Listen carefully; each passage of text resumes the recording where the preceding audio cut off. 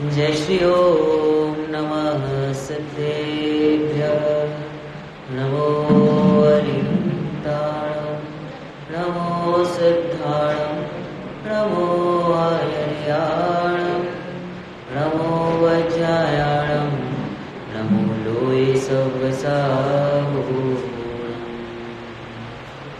एसो पंचणमो यारो सप्पावक्पणं सणो मंगलाणं च सर्वेशं परमं गुहि मंगलम् मंगलं भगवान् वीरो मंगलं गौतमो गणी मंगलं कुन्दकुन्दाट्यो जैनधर्मोऽस्तु मंगलम् सर्वमङ्गलमाङ्गल्यं सर्वकल्याणकारकं प्रदानं सर्वधर्माणां जैनं जयतु शासनं जैनं जयतु शासनं।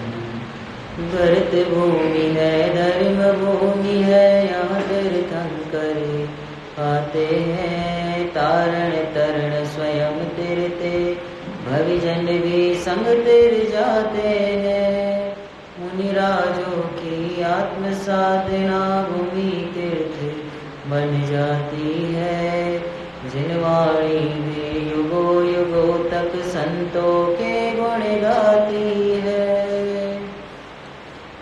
अभी हमने आदरणीय दीदी से मांगलिक उद्बोधन सुना, लेकिन थोड़े समय में बहुत कुछ बातें उसमें आ गई। देखिए, ये जितने शिविर आदि होते हैं, थोड़ा सा समझने वाली बात है। विज्ञानी जन कहते हैं प्रेम भाव हो सब जीवों में गुणी जनों में हरि श्री प्रभु। अगर घर में 4-5 लोग हैं, अगर उन्हीं में प्रेम नहीं है तो संग में नहीं रह सकता, तो सिद्ध सलाह में नहीं जा सकता। क्यों? क्योंकि अभी तो इधर ही इसके ठिकाने नहीं है। सामान्य व्यवहार में जिसका ओके नहीं है तो वो कैसे समूह में रहेगा, कैसे सब समागम में रह पाएगा। दुनिया में एक भाषा कॉमन है। जैसे हम कहीं विदेश गए तो कौन सी भाषा बोलते, कोई कहेगा इंग्लिश, कोई और भाषा। ये भाषाएं कहीं नहीं चलती, ये तो बोलचाल की भाषा है। ऐसी कौन सी भाषा है जो सबको समझ में आती है, बताइए। अर्चना बोलो, अर्चना आंटी आप बताओ कौन सी भाषा? प्रेम की, स्नेह की भाषा। और अच्छा शब्द प्रयोग करे तो वात्सल्य की भाषा पूरे विश्व में चलती है। इवन जो हमारे तिरंज गति के जीव है वो भी वात्सल्य समझते हैं। और ये भाषा सिखाई नहीं जाती, ये संस्कार में हमें प्राप्त होती है हमारे घरों से, है ना। ये स्कूल कॉलेज में नहीं सिखाया जाता, ये मात्र एक हमारे धर्म आयतन होते हैं, यही संस्कारित किया जाता है। इसीलिए वनिता बोधनी शिविर का आयोजन किया गया। कोई नहीं सिखाएगा। ये जैसे जीवन पथ दर्शन है ना, इतनी बढ़िया पुस्तक है कि आप उसमें से एक शब्द नोट करके समझेंगे। आपने भले कितनी पढ़ाई की हो बाहर, हमने भी बहुत सारा पढ़ा, लेकिन जब ये पढ़ा तो ऐसा लगा कि कोई अद्भुत चीज़ है। जैसे ये स्वानुभव पत्रावली जो पंडित जी साहब के पत्र हैं, पहली बार जब वो छपी भी नहीं थी, पंच कल्याण आदेश भैया हैं, वो जैसे ऐसी एक कॉपी लेके आए तो उन्होंने कहा मुझे ये बताओ क्या है।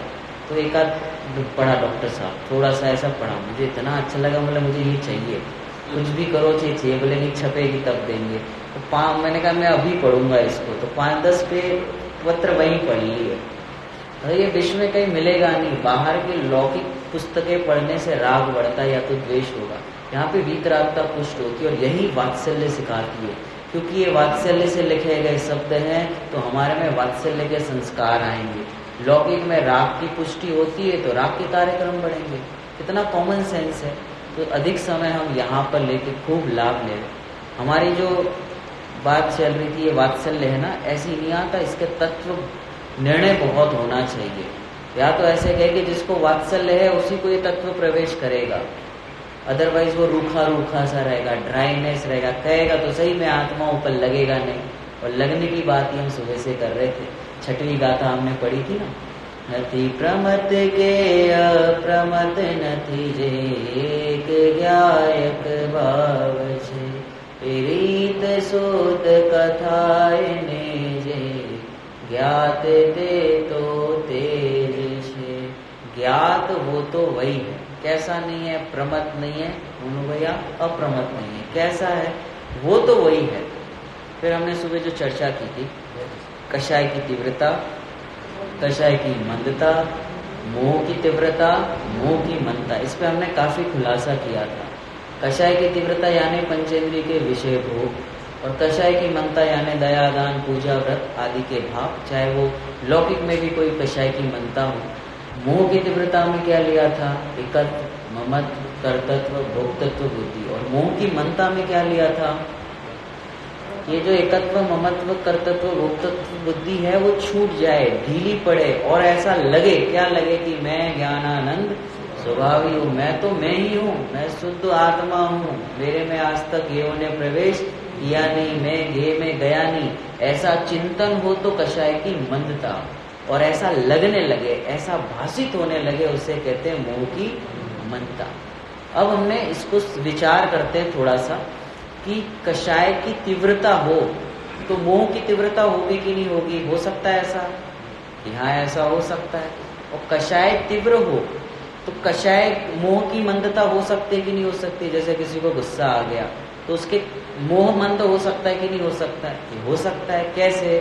जैसे गुस्सा आ गया है ना, तो कह कि बाहर में तो गुस्सा दिखाई दे रहा है, तो कषाय की तीव्रता के परिणाम, लेकिन अंदर से ऐसा लगे कि मैं कैसे करूं गुस्सा, मैं कर ही नहीं सकता, ये मेरा स्वभाव नहीं है, ऐसा चिंतन नहीं। ऐसा चिंतन करेगा तो तीव्र कषाय से मंद कषाय में जाएगा।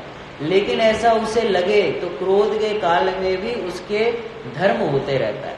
कई बार हमें ऐसा लगता है कि कोई हमारे बड़े बुजुर्ग होते, कोई विद्वान होते, हमें थोड़ा सा डांट देते तो हमें लगता है कि यार ये इतनी बड़ी बड़ी बातें करते और ऐसे ऐसे कैसे क्रोध आ गया। तो कषाय की प्रकृति यहाँ होती है, उसको बेसिकली समझे।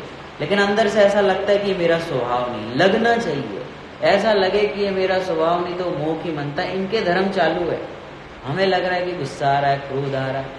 एक बार सुमन भाई साहब ने कहा था, जो बड़े होते हैं ना उनकी बातें सुननी चाहिए, और जो छोटे उनका सम्मान करना चाहिए, और छोटों की बातों का रिस्पेक्ट, आदर होना चाहिए। वो कुछ कह रहे हैं, कुछ अपेक्षाएं होंगी, बड़ों की बातों को तो स्वीकार कर लेना चाहिए, क्योंकि वो तो ऑलरेडी एक्सपीरियंस्ड है, उन्हें पता है जीवन में क्या ऊपर नीचे हो सकता है, तो अपने एक्सपीरियंस से कह रहे हैं, अनुभव से कह रहे हैं, तो उनकी बातें तो यथा योग्य मान लेनी चाहिए ना। आज्ञा विचय नाम का एक धर्म ध्यान है ना।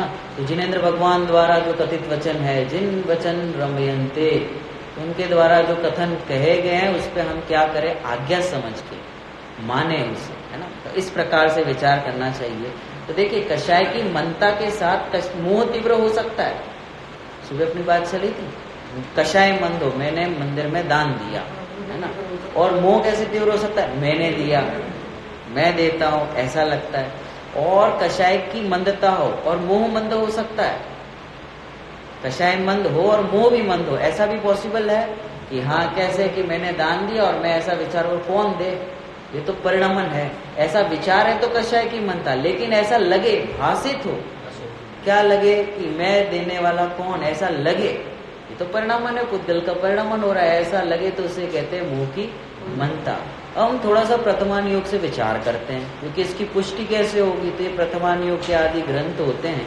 अभी दीदी ने बताया था ना, सीता जी का उदाहरण दिया, सारे अनेक सतियों के एग्जाम्पल दिए।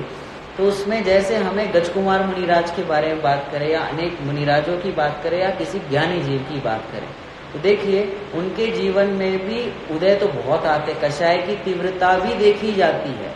तो हम ऐसा सोच सकते हैं कि ये इतनी कषाय वाला जीव धर्मात्मा कैसे हो सकता है? लग सकता है कि नहीं लग सकता है कि 6 खंड को जीतने जा रहा है? कैसे हो सकता है? ये रामचंद्र जी लक्ष्मण जी को 6 महीने तक कंधे पे उठा के चल रहे हैं। और कौन है? ये तो प्रूव्ड है ना ग्रंथ के आधार से कि छायक सम्यक दृष्टि है। तो फिर उनको ऐसे भाव कैसे आ सकते हैं? क्या कहा कि भाई के प्रति ऐसा राग कैसे आया कि जिनको पता है कि शरीर जन्मता नहीं, मरता नहीं, सब कुछ पता है, आत्मा जन्मता नहीं, मरणता नहीं, जो परिणमन होगा शरीर का होगा, सब तो पता है। तो छायक सम्यक दृष्टि एक तो वह मोक्षगामी। तो हमें ऐसा लगेगा ये लक्ष्मण जी को, और ऐसा नहीं कि सामान्य झाड़ पत्तों से पूछे, पेड़ों से पूछे, तो हमको लगता है कि वो चारित्र जनित दोष है। बात तो सही है, लेकिन ऐसी इस प्रकार उनके प्रति जो राग है, ऐसा राग तीव्र दिखे, किसके लिए? भाई के लिए। लेकिन अंदर से मोह की मनता है, यार उनका तो मोह ही चला गया है, क्या लगता है भाई मेरा है नहीं, ऐसा उन्हें अंदर से लग रहा है। लेकिन बाहर की परिस्थिति जिनवाणी में जो लिखा गया वो बाहर की परिस्थिति बताएगी, ये झाड़ पत्ते जो बताए वो बाहर का है, लेकिन अंदर से क्षायिक सम्यक दृष्टि है ना, तो पता है कि मेरा भाई नहीं, ऐसा अंदर से लग रहा है, लेकिन परिणाम में क्रिया में क्या देख रहा है कि उन्हें भाई के प्रति ऐसा प्रेम दिखता है।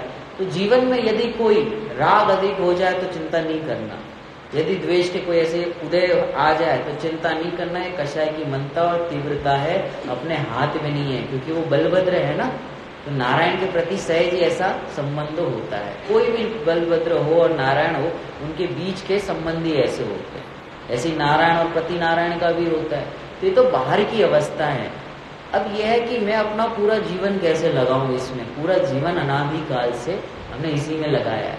किसमें? कषाय की मनता, कषाय की तीव्रता, इसी में पूरा जीवन चला गया है ना, मोह तीव्र करते करते। अब समय आया है, अभी दीदी ने बताया था, सुन समझ चेत, बताया था कि नहीं बताया था? पंडित जी साहब की भक्ति में आता है, सुन समझ चेत निज को समझ ले। सिर्फ सुनना नहीं है, सिर्फ समझना नहीं, चेतना है। चेतना है मैंने लगना चाहिए। सुन समझ चेत निज को समझ ले, मात्र ज्ञायक मुँह स्वीकार कर ले। कैसा सुंदर समागम मिला है, ये समागम वापस नहीं मिलेंगे। कैसा सुंदर समागम मिला है, चूक जाने के काबिल नहीं है। ये शिविर चूकने के काबिल नहीं, हमें लगता है 10-11 दिन में क्या हो जाएगा। अब वो हमें पता नहीं चलता ना, वो बाहर की हवा इतनी तेज लगी हुई है कि अंदर की ठंडक क्या होती है उसकी पहचान नहीं है। ये संस्कार जो होते हैं वो कितने गहराई से अंदर जाते हैं, आप कल्पना नहीं कर सकते। देखो एक बच्चा था, पाठशाला में आता था, और सच्ची घटना है, और सुनता था मैं जी हूँ, मुझ में ज्ञान है, मैं ज्ञान से जानता हूँ। तो हमें लगता है छोटे छोटे बच्चे क्या सीखते हैं ऐसा। वो अच्छे घर से था, उसका किडनैप हो गया, तो लेके गए उसको, तो उसके पापा को फोन लगाया कि तुम इतने पैसे दे दो तो ही तुम्हारे बच्चे को छोड़ेंगे। फिर वो बच्चे को एक दो लगाई होगी, बोले रो और बोल पापा को कि मुझे लेके जाए। तो उन्होंने कहा नहीं किया तो बंदूक की हाथ में मार देंगे तुमको। तो उस बच्चे ने ऐसा कहा मार दो, आत्मा थोड़ी मरता है। अभी हमें बड़ा ऐसा लगता है कोई अपने कनपट्टी पे रखे तब पता चले कितनी श्रद्धा है। पर देखो बच्चों में जो संस्कार जाते हैं, गहराई से जाते हैं, वो जो लेके गया था ना, उसका हृदय परिवर्तन हो गया। मतलब बच्चे की भावना भी इतनी पवित्र होगी तब जाके काम होते हैं। तो ये जो हम स्वाध्याय आदि करते हैं, आप इसे ऐसा न समझे ये सिर्फ पढ़ाई है, ये पढ़ाई नहीं है। ये हम घुलन करते हैं, सोचते हैं, चिंतन करते हैं। चिंतन ही नहीं करते, निर्णय करते, कोई किसी का कुछ नहीं कर सकता। वास्तव में मैं एक चैतन्य शुद्ध भगवान आत्मा में कभी पर रूप हुआ ही नहीं, मैं कभी तीव्र कषाय रूप हुआ ही नहीं, मैं कभी मन कषाय रूप हुआ ही नहीं। ऐसा लगने लगे तो मुंह ढीला पड़ता है, दर्शन मुनि थरथर कांपने लगता है।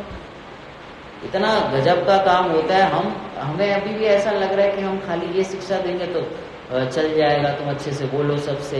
अरे ये बात समझ में आ गई ना उसकी, ये जिनवाणी की बातें, तो उसका सहज जीवन इतना पवित्र हो जाता है, एकदम ऐसा नॉर्मल हो जाएगा। जीवन में कुछ होगा ये सुसाइड नहीं करेगा, क्योंकि उसे पता है जो नंबर आए हैं वो तो कागज का टुकड़ा है, उससे क्या हो जाएगा, उससे क्या परेशान होना, उसमें क्या डिप्रेशन लेना है ना। कोई अपेक्षा ही नहीं हो, कोई अपेक्षा हो नहीं, निर्द्वंद हो जीवन, संतुष्ट निज में ही रहूं, नित्य आप संग भगवन।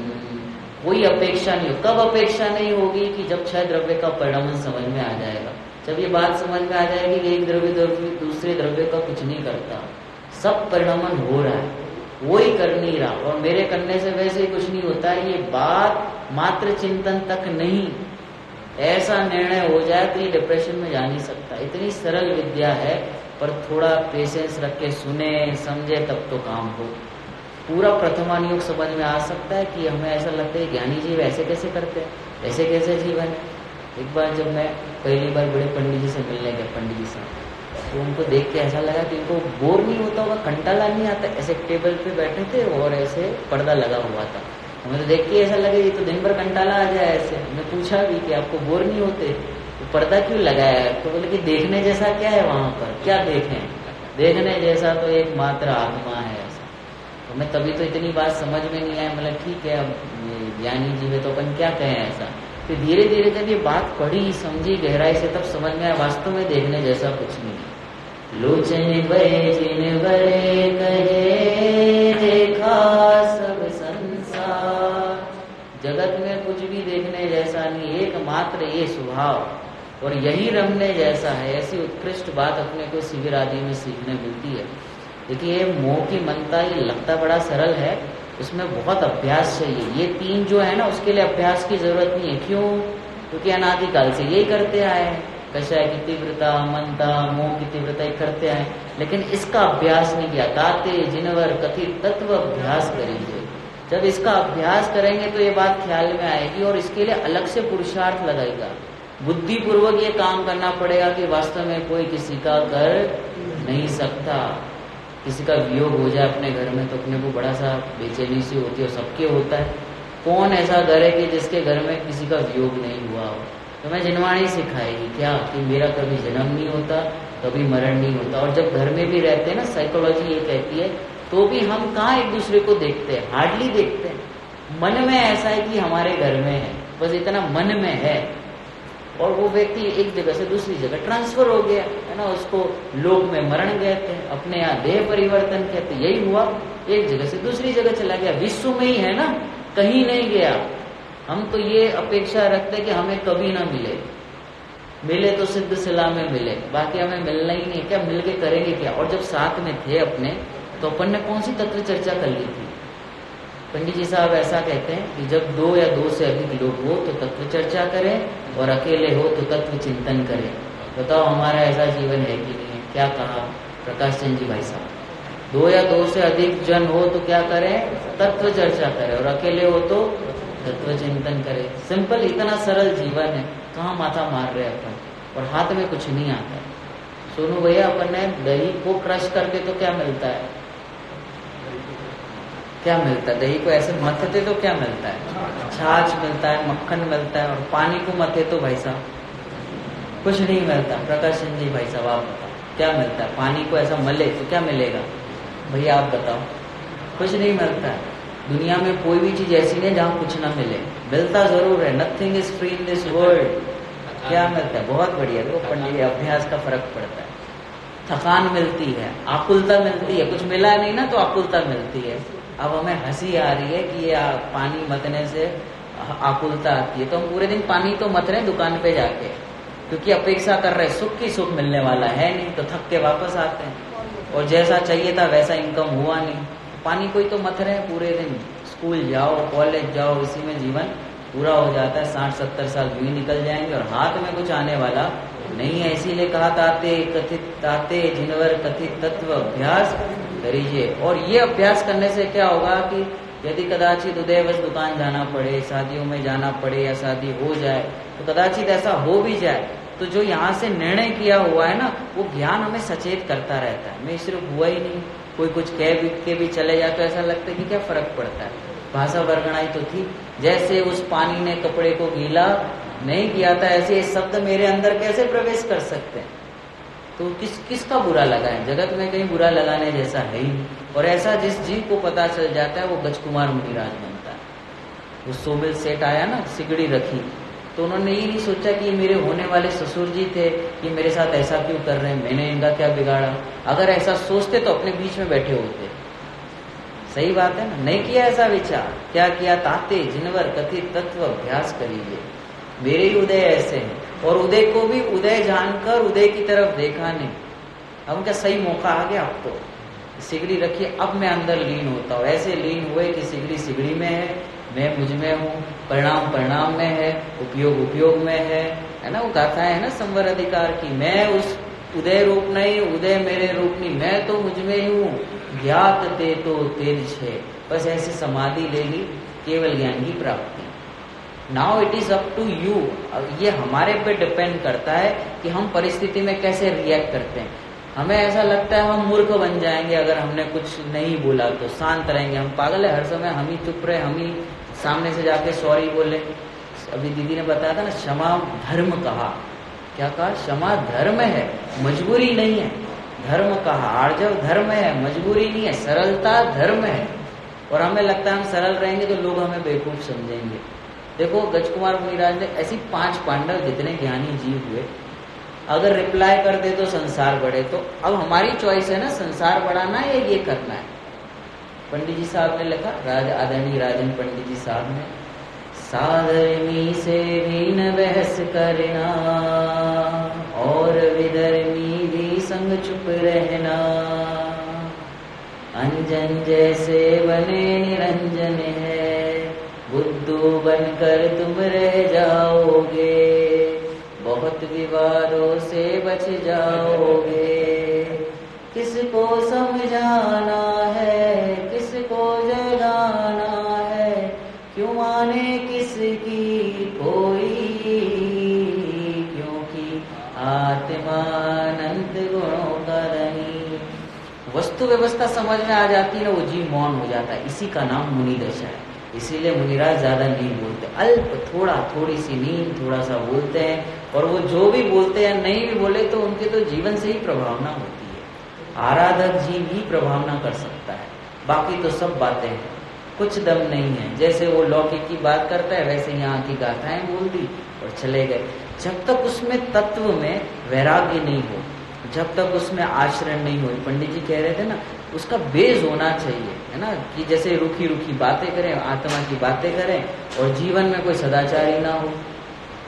भगवान जब विराजमान करते हैं तो वेदी की शुद्धि होती है, शुद्धि के बिगर भगवान विराजमान नहीं करते तो ऐसे ही परिणाम में निर्मलता नहीं होते, भगवान आत्मा विराजमान कैसे होगा, विचार करने वाली बात है।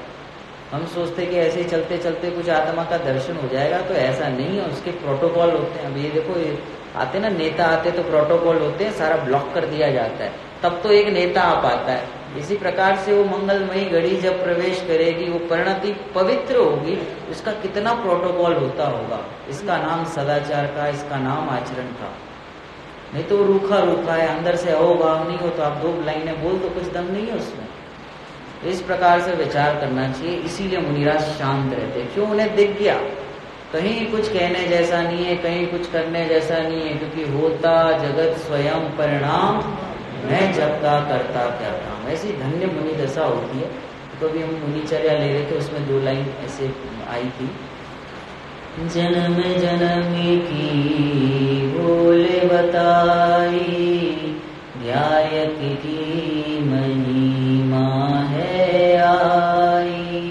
मुनिराज जी हमें भूल बताते हैं, बाकी हमारे बस का नहीं है।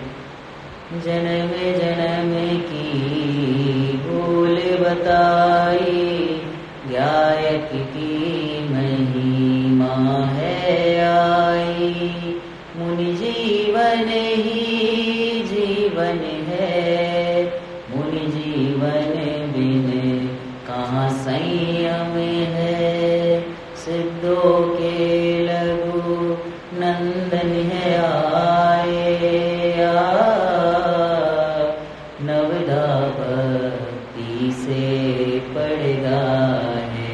जय जय मुनिराज बोलो, जय जय मुनिराज, जय जय मुनिराज बोलो, जय जय मुनिराज। क्या करते हैं मुनिराज, ज्ञान को धारे, ज्ञान का धारी, ज्ञान को धारे, ज्ञान का धारी, ज्ञान की महिमा हमको है आई। जय जय मुनिराज बोलो, जय जय मुनिराज, जय जय मुनिराज बोलो, जय जय मुनिराज। अब ये मुनि भगवंतों को तभी समझ पाएंगे जब एकाध चौकड़ी का अभाव हो, नहीं तो वीतरागता क्या होती है समझ में कैसे आएगा। मोटा मोटा ऊपर ऊपर से समझेंगे तो ख्याल में नहीं आएगा।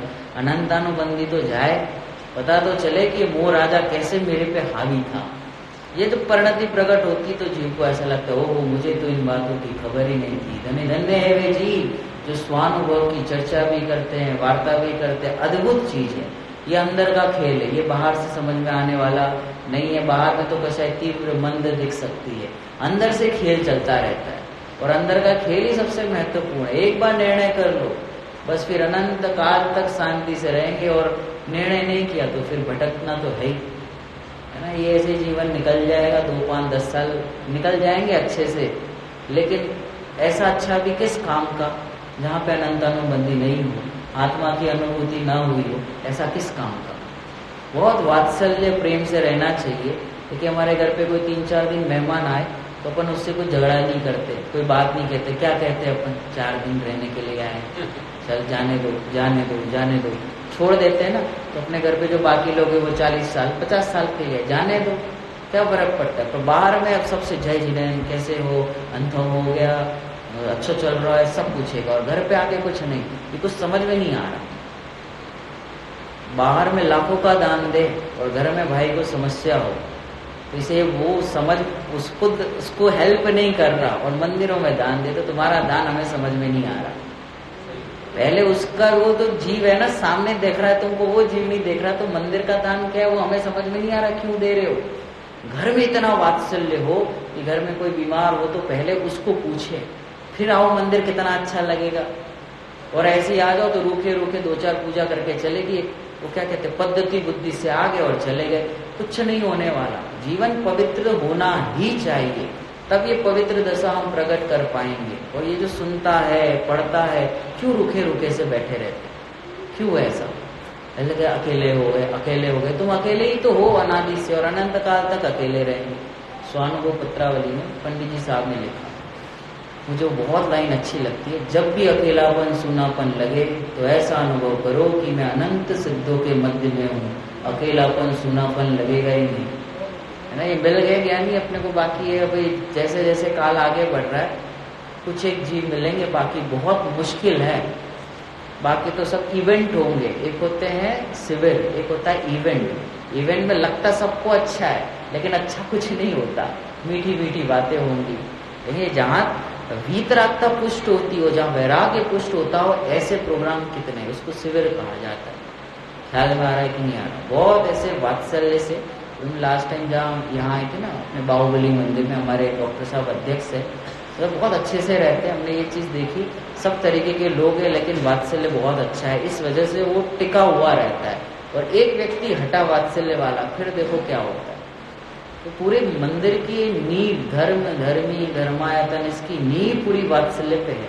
नया कोई जीव है उसको आगे बिठाओ, इतना प्रेम दो, इतना प्रेम दो कि उसे घर पे नहीं मिलता हो तो दौड़ दौड़ के मंदिर में आएगा। अब उसे यहाँ पे भी प्रेम नहीं मिले, उधर भी नहीं मिले, तो कहाँ जाएगा फिर। वो उधर कॉर्नर पे, चौराहे पे खड़ा रहेगा। उसे प्रेम चाहिए ना, वो प्रेम का ही भूखा है। वो चौराहे पे खड़ा है ना, उसके दोस्तों से उसे उस टाइप का प्रेम मिल जाता है। और यहाँ वात्सल्य मिलेगा, प्रेम मिलेगा तो कहीं नहीं जाएगा। इसीलिए अपने बच्चों को इतना प्रेम देना चाहिए, इतना प्रेम दो कि उसके कॉलेज में, स्कूल में कुछ हो जाए तो पहले मम्मी पापा के पास आए। कि वहां से हमें इग्नोर किया गया है, लेकिन हमारे माता पिता हमें कोई भी परिस्थिति में हमें साथ में रखते हैं, हमें प्रेम देते हैं। वो बच्चा कहीं नहीं जाएगा। बच्चे विदेश क्यों जाते हैं? एक ही कारण है, क्योंकि उसे एक तो बंधन लगता है, दूसरा कारण उसे ऐसा लगता है कि यहाँ पे किचकिच बहुत है। घर में आए दिन टोका टाकी चलती रहती है, घर में कुछ न कुछ अनबन चलती रहती है। हमें नहीं रहना, हम ऐसी जगह रहेंगे जहाँ हमें कोई टोके नहीं, है ना। और यहाँ से उसको ऐसा सच प्रेम मिलता नहीं, तो क्या करता है, विदेश में जाता है और कहता क्या है कि हम जॉब के लिए। वो जॉब के लिए नहीं आया है, कोई भी जॉब के लिए नहीं जाता। वो किसी के घर में पैसे की इतनी कमी नहीं है, एक तो लोग कषाय तो है ही है, लेकिन साथ में उसको प्रेम नहीं मिलता। और प्रेम मिलता हो ना, आप देखना जगत में भी जहाँ प्रेम मिलता हो, थोड़ा कम कमाई रहेगी, वहां रहना पसंद करेगा। वो प्रेम नहीं हो तो तुम लाखों करोड़ों दे दो, वो ज्यादा टिकने वाला नहीं है। तो ये जॉब नहीं है, ये अपने घर में भी यही हो रहा है। इसीलिए इस शिविर का जो आयोजन किया बहुत बढ़िया, ऐसा होना ही चाहिए। तो ऐसा जीवन यदि हमें पवित्र करना है तो हमें बहुत सारी चीजों का ध्यान सोचना चाहिए। देखिए क्या कहते हैं इसे, एक मैं कथा बताता हूँ। ये शिविर आदि जो होते हैं ना, क्या गजब का काम होता है। एक हमारे दीवान अमरचंद जी हुए, आपने नाम सुना होगा, संस्कार क्या काम करते, जिन्होंने शेर को जलेबी खिलाई थी।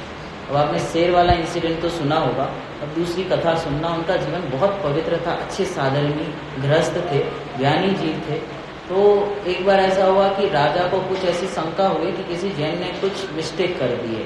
तो उन्होंने कहा कि यदि वो व्यक्ति नहीं आए तो मैं 100 जैन को आज सूली पे चढ़ा दूंगा, मार दूंगा उनको। तो ये बात दीवान अमरचंद जी को पता चली। वात्सल्य क्या होता है वो सुनना, है ना। आपने वो उनका बैलगाड़ी वाला भी उदाहरण सुना होगा, किसी के घर में सोना रखा है। ऐसे बहुत सारे इंसिडेंट है उनके। ये तो कुछ पकड़ में आ जाते अपने को, बाकी ज्ञानी जी कहते नहीं है ऐसा। तो फिर वो हमको पता चला ये बात, तो राजा के पास चले गए और ये राजा के बहुत प्रिय व्यक्ति थे। तो कहा कि मैंने वो मेरे से मिस्टेक हुई। बोले तुम नहीं कर सकते। तो दीवान अमरचंद जी को ऐसा लगा अगर ये कन्विंस नहीं हुए तो आज 100 जैन मर जाएंगे, बहुत बड़ा नुकसान होगा। सोचो जैन धर्म के प्रति कितना वात्सल्य, जैनों के प्रति कितना वात्सल्य। अपने तो अपने घर पे ही बन रही, बाजू वाले की तो बात दूर की रही। कितना वात्सल्य होगा तब धर्म प्रवेश करता है। तब उन्होंने किसी तरीके से कन्विंस कर दिया। तो राजा ने कहा ठीक है, तुम्हें हम सजा देते हैं फांसी की, अंतिम इच्छा बोलो। तो पंडित जी साहब ने ऐसा कहा, दीवान अमरचंद जी ने, मुझे आधे घंटे का समय दो। ऐसा बोले ठीक है मंजूर। वो वहीं चौकी लगा के बैठ गए, ऐसे आधे घंटे तक बैठे रहे। फिर उनका वो आधा घंटा हुआ, सिपाही आया, उनको उठाया, वो थे ही नहीं वहां पर, समाधि ले ली। कैसे सोचो गृहस्थ की दशा भी कैसी। हालांकि उनका आयु कर्म पूरा होना होगा, वो निमित्त की ओर से कथन नहीं कह रहे, हम तो ये कह रहे कि उनको भरोसा कितना था स्वयं पे कि हमें कोई छू ही नहीं सकता। तो चले गए पंडित जी साहब। सोचो कितनी बड़ी धर्म प्रभावना करके गए होंगे। वो राजा का हृदय परिवर्तन हो गया। अरे क्या एक हीरा हमारे नगर में पैदा हुआ था, हम समझ नहीं पाए, चला गया, अब क्या, पछताते रहो। इसी प्रकार से हमारे बीच में ज्ञानी जन आते हैं और आके चले जाते और हम उनका सम्मान नहीं कर पाते, उनकी बात समझ नहीं पाते, तो यूं ही चले जाएंगे जैसे दीवान अमरचंद जी चले गए।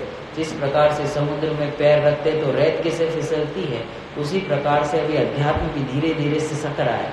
उस निकलने लगे, इससे पहले लाभ लेके अपना काम करके इस चतुर्गति के भ्रमण से हमें निकल जाना चाहिए। एक मुनिराज की छोटी सी भक्ति लेके पूरा करते हैं, बहुत ही सुंदर। ये अभी हम जो पढ़ रहे हैं ना, ज्ञात ते तो तेज से, ये एक्चुअल में वास्तविकता में मुनिराज इसका अनुभव करते हैं। हम उसका थोड़ा सा टेस्ट ले सकते हैं। तो क्या महामुनिराज होते हैं, थोड़ा सा ले पंडित साहब। धन्य मुनिराज हमारे हैं, हमें प्राणों से प्यारे हैं।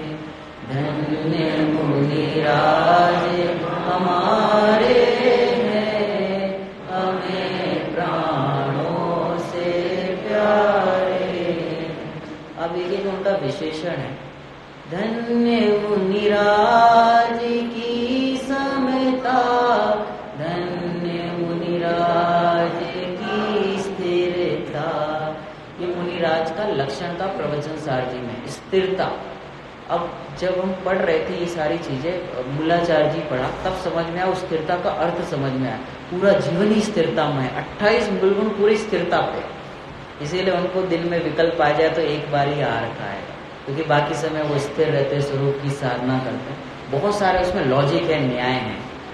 धन्य मुनिराज की समता, धन्य मुनिराज की स्थिरता, धन्य मुनिराज की प्रभुता, धन्य मुनिराज की विभुता। धन्य मुनिराज हमारे हैं, हमें प्राणों से प्यारे हैं। धन्य मुनिराज की ऋजुता, धन्य मुनिराज की सुचिता, धन्य मुनिराज का चिंतन, धन्य मुनिराज का मंथन। धन्य मुनिराज हमारे हैं, हमें प्राणों से प्यारे हैं। धन्य मुनिराज का अनुभव, धन्य मुनिराज का वैभव। अब इसमें आ गया कि उनकी बातें कैसी होती हैं, उनकी रातें कैसी होती हैं, उनकी निद्रा कैसी होती है, उनकी मुद्रा कैसी होती है। ऐसी बातें होती है कि एक शब्द कहे तो जीव का मोह चला जाए, और हमारी बातें ऐसी होती है कि एक बात के तो जीव का राग बढ़ रहा है, द्वेष बढ़ रहा है, यहाँ का वहां करते हैं, यही करते हैं। ऐसी बातें करते हैं मुनिराज, बहुत अल्प कहते हैं। कदाचित कोई भव्य जीव दिखे तो राग बस, कदाचित कहे तो कहे, नहीं तो नहीं कहते, अधिकांश मौन रहते हैं। रातें कैसे होती हैं, तो हो अर्ध निशा का सन्नाटा, वन में वनचारी चरते हो, तब शांत निराकुल मानस तुम, तत्वों का चिंतन करते। पौनी सेकंड की नींद का इस पर रिसर्च हुआ। हमने कहा कि ये कर रहे थे रिसर्च, क्या हो ऐसा क्या होता है खाली पौनी सेकंड नींद क्यों नहीं आती? जैसे भोगी जीवों को भोग करने में सारी नींद रात दिन सब एक हो जाता है, पता ही नहीं चलता। तो जो वीतरागी है, जो स्वभाव को जिसने देख लिया, उनके पास सोने की फुर्सत क्यों मिलेगी? अभी बिजनेस हो अपना और व्यापार खूब चल रहा हो, दिवाली का समय हो तो और कस्टमर आ ही रहे, लाइन लगी हुई है, तो नींद आएगी? भूख लगेगी? तो जब भोगियों को इसमें सब नींद भूख सब चला जाता है, तो वीतरागियों को अपने स्वभाव के अवलंबन से कैसे आ सकता है? कैसे भोजन का परिणाम आएगा? समझने वाली बात है। और निद्रा कैसी होती है? अल्प निद्रा लेते हैं, पौनी सेकंड की निद्रा होती है। मुद्रा ऐसी कि जानवर भी सम्यक दर्शन ले ले, ऐसी मुद्रा। धन्य मुनिराज की बातें, धन्य मुनिराज की रातें, धन्य मुनिराज की निद्रा, धन्य मुनिराज की मुद्रा। अहो मुनिराज निर्ग्रंथ है। अब ये निर्ग्रंथ पे 1 घंटा चाहिए। निर्ग्रंथ अर्थात जिन्हें ग्रंथ की भी आवश्यकता नहीं है, जिन्हें कोई अपेक्षा ही नहीं, कुछ चाहिए ही नहीं, क्योंकि मैं ऑलरेडी भरा हुआ हूं आनंद से, सुख से, वीर से, मुझे कोई चाहिए ही नहीं। नहीं है ऐसा नहीं है, चाहिए ही नहीं। अहो मुनिराज निर्ग्रंथ है, अहो मुनिराज निर्ग्रंथ है, अहो निर्लोभता उनकी, अहो निर्दोषता उनकी।